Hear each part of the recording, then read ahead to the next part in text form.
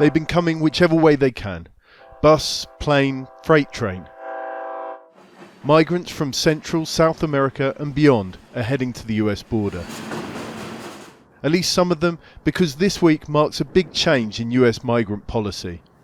The end of Title 42, a controversial measure that the United States has used to refuse asylum to most migrants for 3 years on the grounds that they might carry COVID. It finishes on Friday, but there's confusion among those at the border over whether the change in rules will actually make it easier to get into the US.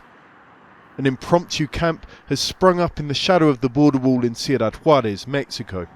We met Juliana and her daughter Emily from Venezuela on their way in. We've got to get in today. Tomorrow they could refuse us because Title 42 ends and the new rules begin. Many more here think the same. They've been queuing for days. It seems that the messaging from the US has percolated down to the ground. American authorities have been at pains to say that just because Title 42, with its near blanket ban on asylum seekers, is ending, that doesn't mean that there's an open border. They're bringing in other rules. Those looking for asylum have to make an appointment here in Mexico through an app called CBP One. And people who jump the fence looking to hand themselves in on the other side, as has happened in the past, could face up to 5 years ban on re-entry to the States or even prosecution.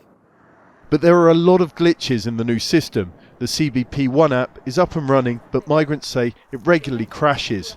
The second step on the app just doesn't open, Juliana told me. And despite the new rules, the US is still expecting a surge on the border. Michael, who we met on the train into Juarez, explained why. Like all migrants, we're looking for a better future. Not to be treated as kings, but to be given a chance. US officials estimate that there are 22 million displaced people in the Americas.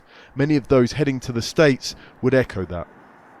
John Holman, Al Jazeera, Ciudad Juarez.